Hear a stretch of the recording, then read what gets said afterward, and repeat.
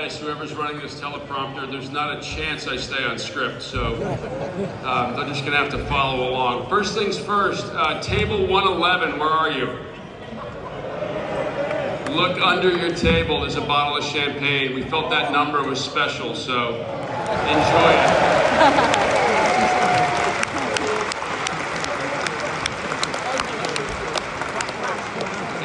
Jeremy's comments, thank you very much to all of you for coming and supporting our club this evening. We will never forget that it's your club and we are just the caretakers. We appreciate all of you. We appreciate the continued support. And I'd be remiss not to echo Jeremy's comments on another topic as well. This is not about me. It's about the team that I have around me and with me every day, 365 days a year, led by Andrew Shanahan and assisted by Kyle Neasley and Matt Alvarez, along with Tom Brady, who's a lot more involved than our friends to the north would like to admit.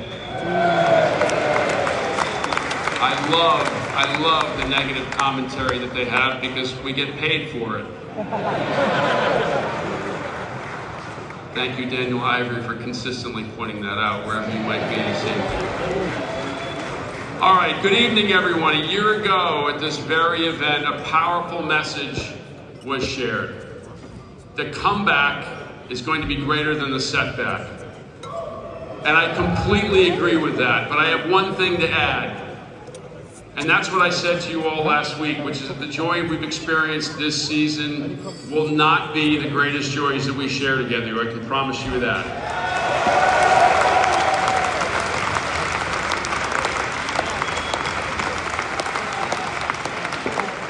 Last April was the most sleepless month of my life.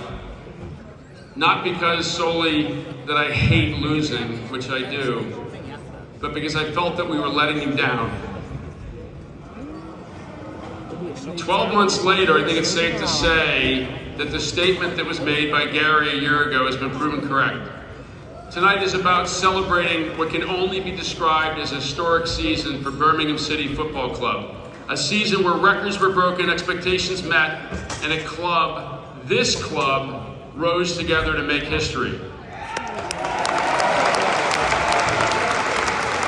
The best part about this season is seeing the change in all of you.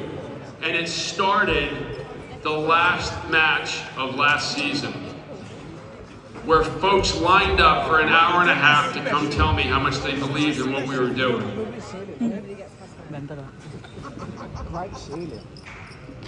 And we took that very seriously. I walked away from the rail after spending 90 minutes talking to fans who did nothing but support what we were doing, and approached my great friend Craig Gardner and made a couple of statements. He looked at me like I'd lost my mind, which I probably had, but both of them have proven correct. We made another statement just recently about next season, so we'll see what happens. But to our men's team who clinched the League One title in dominant fashion, congratulations.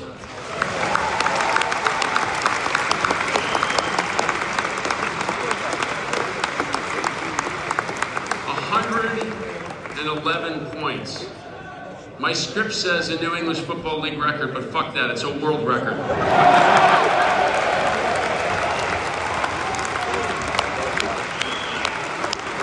I'm pretty old, but I don't think that's going to change in my lifetime.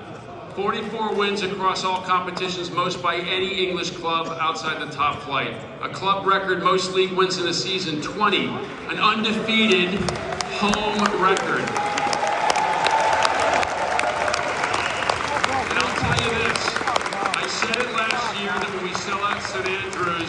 Unstoppable. Since I made that statement and preceding that statement by 7 matches, we have not lost at home when we sell out. That's a year and a half without losing as a result of a sellout. It's incredible. And I will say this further. To all of those who doubt us, it's because they're afraid what will happen when we concede 62,000 in our home stadium.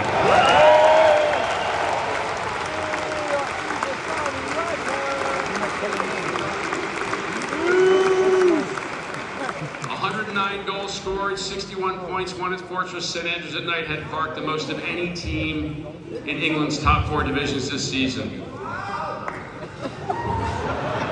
Who can finish this sentence? When we sell out our stadium, we win, that's right.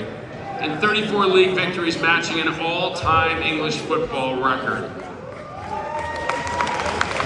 Our men's first team didn't just win, they made a statement. We were told we would be in for a shock.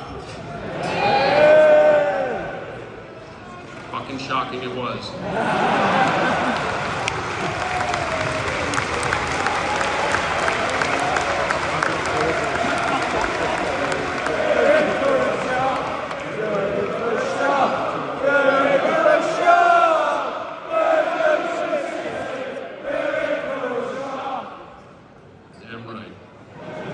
Set the tone for what's to come in the championship, because what we've done here under Chris Davies' leadership has changed the culture of the club.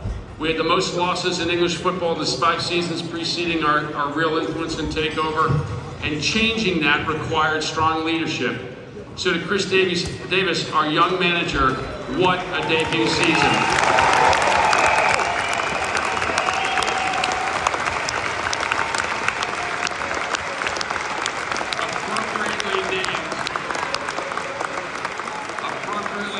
Manager of the season, and rightfully so. You're not going anywhere. You've earned the respect of this club and the admiration of the entire league. You've earned my deep-bound respect. You were exactly what we expected when Tom and I had that Zoom call with you last summer. You've proven everything to us, and there was never a doubt. And I know that you believe, along with the rest of the staff, that we're just getting started.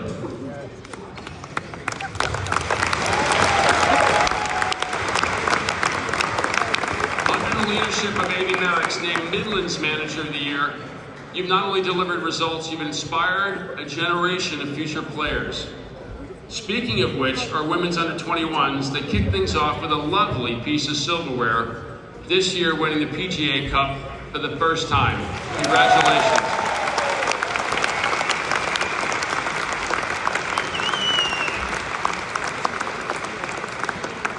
And I'm not supposed to say this, but Mike Rigg deserves the credit.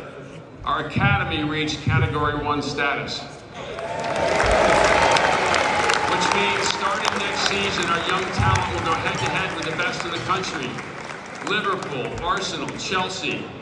It's safe to say the future is being built right now. Exactly right. But think about this, for every young person that walks into that training ground to become a member of our academy, soon they will see images of where they will play when they come of age. And it will be a place unlike any that exists in European football. It's an important part of what we're doing. It's why we're doing what we're doing. And while the on-pitch success is historic, it's the off-pitch character that says even more about us. This week, the men's and women's first teams made a powerful gesture, donating a percentage of their win bonuses to the Birmingham City Foundation.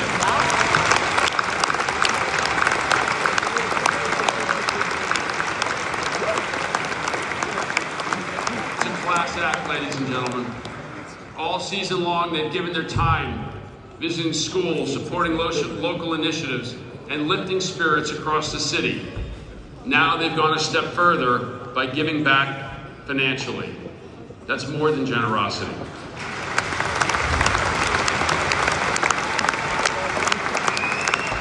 To our coaches, staff, and commercial partners, thank you for your commitment and belief. You are part of this story, and your fingerprints are all over our success. And to our supporters, you showed up every week, every match, every mile. You lifted this team and this club.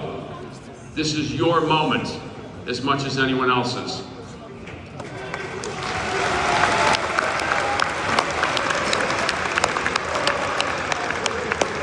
So before I conclude, I'll tell you a story. I gotta go off script for a minute. I was talking with one of our consultants this week who represent us in our project, you know, the one that will never get built. And I asked him for some advice, and he said, well, I think you need to tone it down a little bit. He's like, you know, some of what you do isn't really in line with traditions in England. And I said, why do you say that? Because I don't really fucking care, but I'd like to hear why. And he said, because you're going to start drawing the ire of the biggest clubs in England. And I said, why would I draw their ire? We've just come out of League One. You know what he said?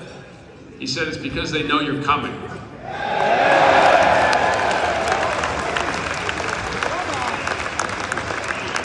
have a saying at United, you can't say it, you can't do it, and I'll say it right now. We all know where we're going, and we will get there.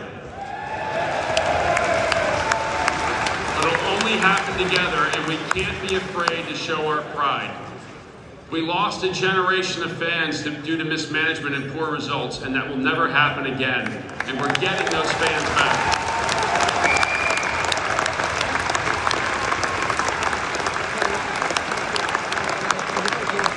Let me finish by saying I couldn't be prouder to be a Blue, and I will be for life. And while we'll enjoy tonight and the memories we've made, know this, we're only getting started. Birmingham is on the rise, and anyone on the outside who doesn't believe it, you know our answer, 3 letters.